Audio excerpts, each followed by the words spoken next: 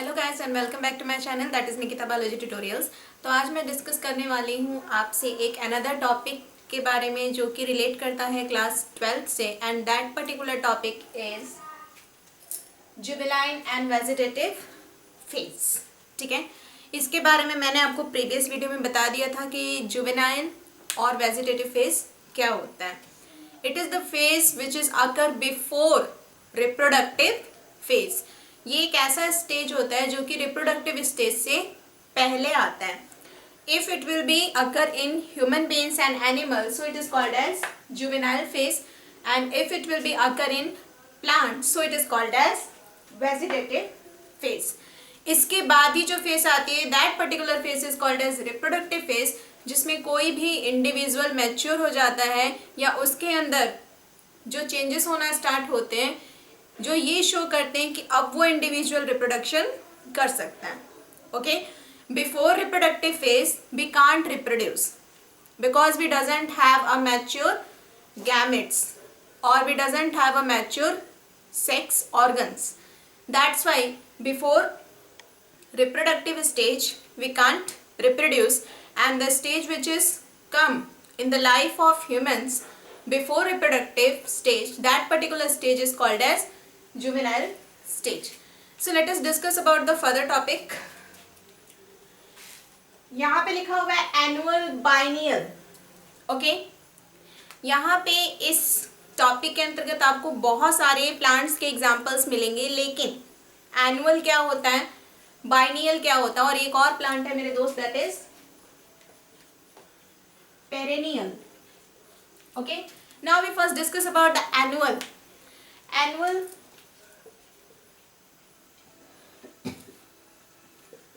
अगर अपने student life को ही देख लो तो जो एक क्लास पास आउट करते हो after 1 year, okay, annual examination देते हो, so that particular time period is called as annual.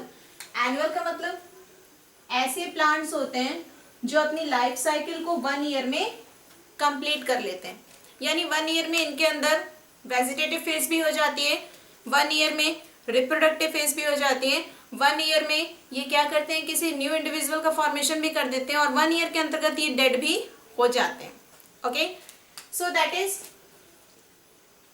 Seed to seed development. Seed to seed का डेवलपमेंट का मतलब यहाँ पे क्या है कि पहला जो प्लांट देखे होगे, तो प्लांट जो होता है वो एक सीड से बनता है, ठीक है। सो इसके पास लिमिटेड टाइम है कि 1 ईयर में इसे अपनी लाइफ साइकिल जो है वो पूरी करनी है। सो पहले ये सीड से बनेगा, ग्रो करेगा, वेजिटेटिव फेज आएगी, देन रिप्रोडक्टिव फेज, उसके बाद ये रिप्रोड्यूस करेगा, रिप्रोडक्शन करेगा, किसी न्यू ऑर्गेनिज्म का फॉर्मेशन करेगा, और फॉर्मेशन करने के बाद फॉर्म किसके जरिए करेगा, किसी को भी सीड के जरिए, and after the formation of new organism it will be dead. So this phase is called as vegetative phase or reproductive phase, which is going to be produce a new individual. और यदि ये plants में हो रहा है, किस तरीके के plants है, that is annual plant. Annual plants यानी ऐसे plants जो अपनी life cycle को 1 year में ही complete कर लेते हैं, यानी वो 1 साल में ही ग्रो भी करते हैं, मैच्योर होते हैं, जर्मिनेट करते हैं, सब कुछ करेंगे, और एट लास्ट में जाकर के वो डेड भी कर जाते हैं।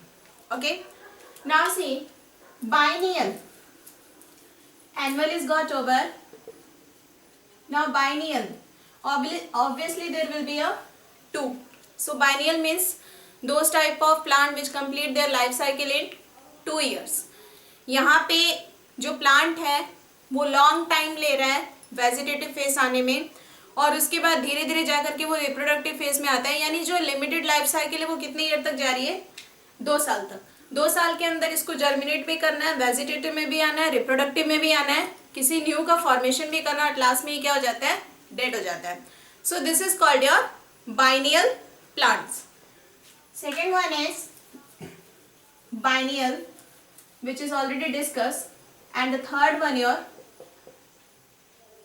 पेरिनियल। पेरिनियल यानी जिसकी लाइफ साइकिल जो होती है लाइफ टाइम तक चलती रहती है। जैसे कोई प्लांट जो है, ठीक है, वो ग्रो कर रहा है, ग्रो करने के बाद वो वेजिटेटिव फेज में आएगा, रिप्रोडक्टिव फेज में आएगा, न्यू इंडिविजुअल का फॉर्मेशन करेगा, ठीक है, और फिर से ये लाइफ साइकिल क्या होगी, कंटिन्यू होती रहेगी, यानी ये 2 से ज्यादा साल भी ले सकता है। यदि कोई नेचुरल डिजास्टर आ रहा है तो हो सकता है कि 2 से कम सालों में ये समाप्त हो जाए। तो there will be a natural phases occur. पहला जो होगा ग्रोथ होगी प्लांट की, कोई भी प्लांट होगा तो सबसे पहले खुद को ग्रोथ करेगा, जर्मिनेट करेगा, then there should be a vegetative phase, then after vegetative phase there will be a reproductive phase, reproductive phase के बाद न्यू इंडिविजुअल का फॉर्मेशन होगा, और न्यू इंडिविजुअल के फॉर्मेशन के बाद वो जो प्लांट है वो क्या हो जाते हैं, डेड हो जाते हैं। Okay, so this is called your perennial, यानी जिसमें कोई टाइम लिमिटेशन नहीं है। पेरिनियल प्लांट जो होते हैं वो ऐसे प्लांट्स होते हैं जिनके अंतर्गत कोई टाइम लिमिटेशन नहीं होता है। 2 साल में भी कर सकते हैं, 3 साल में भी कर सकते हैं, 4 साल, 5 साल, 10 साल। Okay, there will be no any kind of time limitation.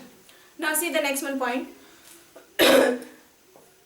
bamboo and strobilanthes. Okay, bamboo is the example of perennial plant. Why? क्योंकि बैम्बू जो है वो 50 से 100 ईयर्स ले लेता है फ्लावरिंग करने में। बैम्बू का जो पौधा होता है यानी बांस जो होता है वो 50 से 100 साल ले लेता है पर्टिकुलर फ्लावर को प्रोड्यूस करने में। तो इतनी लाइफ स्पैन तो मेरी भी नहीं है। पता चले मैं बैम्बू का रिसर्च करने जाऊं तो पता चले मैं ही उठ गई, ठीक है, तो मेरे बस का तो नहीं है कि मैं बैम्बू को रिसर्च कर सकूं कि भैया ये कौन सी स्टेज में, कौन से ईयर में, कौन से फेज में आ रहा है, ठीक है। ये 50 साल में भी कर सकता है, 100 साल में भी जा करके ये पर्टिकुलर फ्लावर को दे सकता है। So there will be no any kind of time limitation. So this plant are called as perennial. Okay, so this is perennial plants क्या होते हैं जिनके पास कोई भी टाइम लिमिटेशन नहीं होती है। So 3 plants we are discuss. Annual यानी 1 ईयर में लाइफ साइकिल कंप्लीट कर ले, बाइनियल यानी 2 साल में लाइफ साइकिल कंप्लीट कर ले, और पेरिनियल यानी टाइम लिमिटेशन नहीं होती है। 10 भी हो सकता है, 50 भी हो सकता है, 100 भी हो सकता है। For example bamboo. Okay, now यहाँ पर एक नाम दिया गया है स्ट्रोबिलैंथस। ये एक पौधे का नाम है, एक फ्लावर का नाम है स्ट्रोबिलैंथस। स्ट्रोबिलैंथस को कहा जाता है नीला कुरंजी। स्ट्रोबिलैंथस को हम एक अनदर नाम से जानते हैं, हम इसको कहते हैं नीला कुरंजी। नीला कुरंजी क्यों कहते हैं? क्योंकि इसके जो फ्लावर्स होते हैं वो ब्लू कलर के होते हैं and it is a very fascinating to show. Okay, देखने में बहुत ही ज़्यादा अच्छे लगते हैं। It is very attractive in nature. ये जो प्लांट होता है 12 ईयर्स में एक बार दिखाई देता है। That is the special characteristic of this plant. ये 12 ईयर्स में एक बार दिखाई देता है, और ये लास्ट टाइम कब दिखाई दिया था? दैट इज सितंबर टू अक्टूबर 2006। सितंबर या अक्टूबर में 2006 में ये प्लांट जो था वो दिखाई पड़ा था, ठीक है। And this plant is a very fascinating to show. Question आ चुका है नीट एग्जाम में इसके बेसिस पे कि कौन सा जो प्लांट होता है वो 12 ईयर्स के बाद जो है वो दिखाई देता है। सो दैट इज स्ट्रोबिलैंथस, और you can say Neela Kurinji. Neela Kurinji, it's common name. Okay, now see the next one point. Reproductive phase is variable duration. Obviously there are the different kind of organisms which have contained the different life span. तो उनमें reproductive phase जो होगी वो एक particular age पे नहीं होगी, different ages पे होगी। ओके, जैसे मान लीजिए आपका लाइफ स्पैन जो है 60 या 65 ईयर्स है, तो आप में रिप्रोडक्टिव स्टेज किसी पर्टिकुलर एज पे होगी। अगर डॉग की बात करोगे तो डॉग में लाइफ स्पैन कितना है? 25 to 30 ईयर्स। तो वहाँ पे उसको 30 साल में ही सब कुछ करना है, तो उसकी जो रिप्रोडक्टिव स्टेज होगी वो एक पर्टिकुलर एज पे होगी। सो जिस तरीके से हर एक ऑर्गेनिज्म की लाइफ स्पैन सेम नहीं होती है, सेम उसी तरीके से हर एक ऑर्गेनिज्म में रिप्रोडक्टिव फेज सेम नहीं होती है। Next, there are some organisms which lay eggs. कुछ ऐसे ऑर्गेनिजम्स होते हैं जो कि क्या करते हैं, एग को ले करते हैं, जैसे हैन हो गया, ओके, और बर्ड्स हो गई। सो कभी कभी किसी को कहते हुए सुना होगा कि हैन और बर्ड्स जो होती हैं वो रोजाना एग्स देती हैं। सो this is not a true.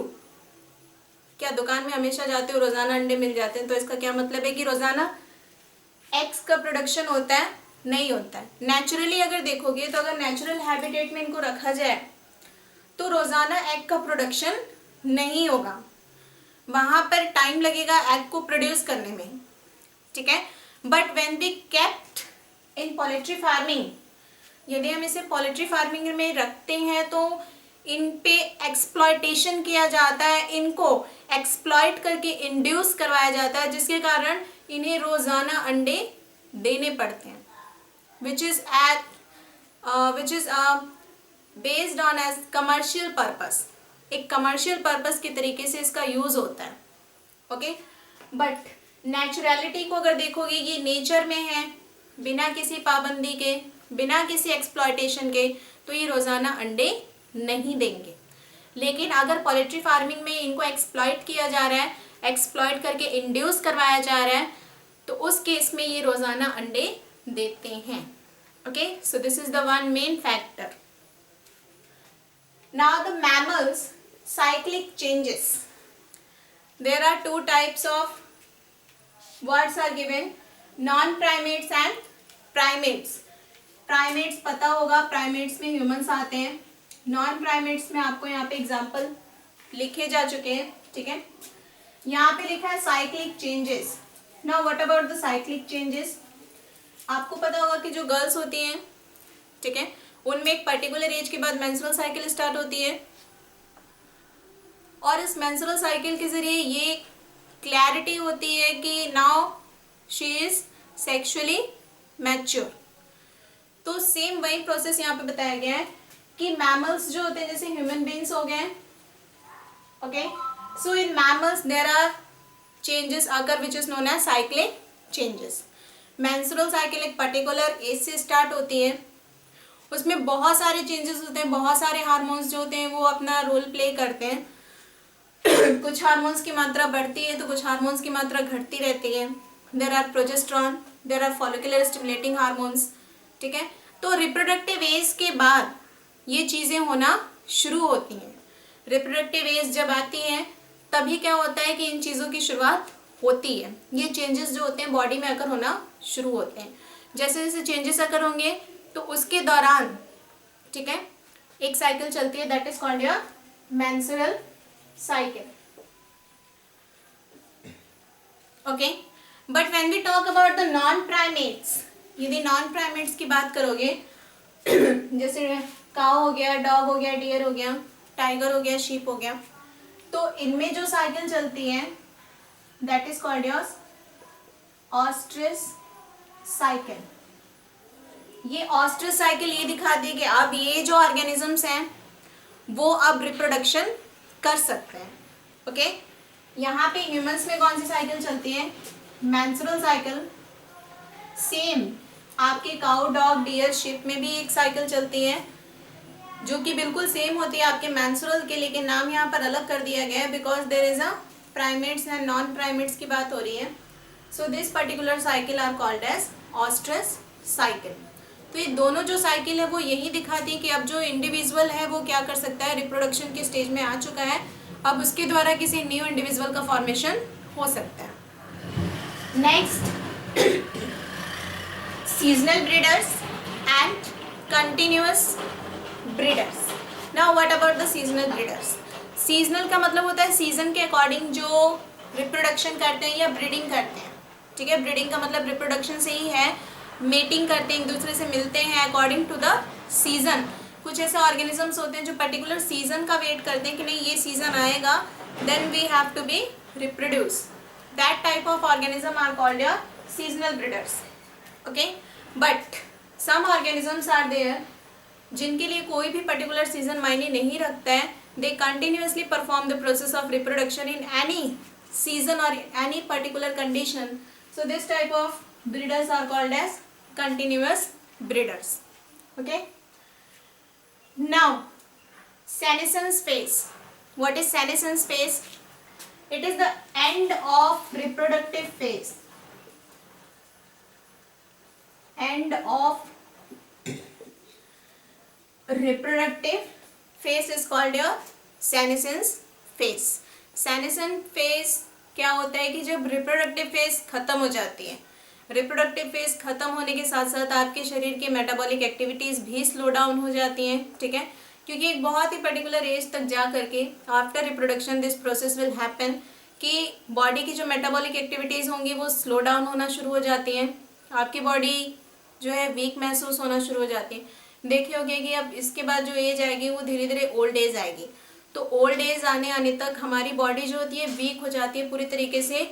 हर एक जो ऑर्गन होता है वो अपने फंक्शन में थोड़ा बहुत वेरिएबल कर लेता है, थोड़ा बहुत चेंजेस कर लेता है देन प्रीवियस वन कंडीशन। तो इस फेज को हम कहते हैं सेनेसेंस फेज, यानी end of reproductive stage. Okay, अब इसके बाद जो स्टेज आती है that is your old stage. Now hormones in plants and animals. देखिए आपके एनसीईआरटी की बुक में थोड़ा बहुत डिस्कशन किया गया इस टॉपिक के बारे में कि ये जो भी रिप्रोडक्शन फिनोमिना होते हैं प्लांट्स में, एनिमल्स में, तो ये ऐसे ही हो जाते हैं, कोई करता नहीं है, ऐसे ही हो जाते हैं, ऐसी कोई बात नहीं है मेरे दोस्त। कुछ ना कुछ चीज़ें ज़रूर होती हैं कि जो किसी के माध्यम से रेगुलेट की जाती है। जैसे हमारी बॉडी है तो हमारी बॉडी में भी गैमेट्स का प्रोडक्शन करने के लिए हार्मोन्स हैं, ओके, गोनाड्स को फॉर्म करने के लिए हार्मोन्स हैं। सेम उसी तरीके से प्लांट्स में भी हार्मोन्स होते हैं जो कि प्लांट रेगुलेटर कहलाते हैं, वो उनकी गतिविधियों को क्या करते हैं, रेगुलेट करते हैं। तो hormones are the chemical messenger, non nutrient chemical messenger which regulate the activities in both plants and animals. ये दोनों में पाए जाते हैं और दोनों में ही ये फंक्शन को पर्टिकुलरली या सेक्सुअल मैच्योरिटी को क्या करते हैं, रेगुलेट करते हैं। तो यहाँ पे जो भी सेक्सुअल रिप्रोडक्शन की प्रोसेसेस हो रही हैं तो वो किसके द्वारा हो रही हैं, that's only with the help of hormones. So this is about the lecture, see once again. Juvenile phase clear हो गया। रिप्रोडक्टिव फेज से पहले जो फेज आती है एनिमल्स में और ह्यूमन बींग्स में दैट इज जुवेनाइल फेज। यदि बात करोगे इसी फेज को अगर प्लांट्स में आ रही है सो it is called vegetative phase. Annual plant जो 1 साल में लाइफ साइकिल कंप्लीट कर लें, बाइनियल प्लांट जो 2 साल में करें, एंड पेरिनियल प्लांट कौन से होते हैं जिनकी कोई पर्टिकुलर एज नहीं होती है लाइफ साइकिल कंप्लीट करने की, 2 साल से ज़्यादा भी लग सकते हैं। फॉर एग्जाम्पल बैम्बू, तो बैम्बू को 50 से 100 लग रहा है, ठीक है। अब 50 से 100 तो तुम्हारी भी लाइफ स्पैन नहीं होगी कि तुम उसको जज करोगे बैठ के कि हाँ भैया इतने साल में इतने ये इस वाले फेज में आया है, ठीक है। स्ट्रॉबिलैंथस, इसका नाम जो है एनसीईआरटी में गिवन है। स्ट्रॉबिलैंथस को कहते हैं नीला कुरंजी, और ये जो प्लांट होता है 12 साल के बाद दिखाई देता है। लास्ट टाइम ये किस ईयर में दिखा था, सो 2006, सितंबर to October 2006। Reproductive phase is variable in duration. Obviously, different organisms are having the different kind of lifespan. So, reproductive phase are different in each kind of organisms.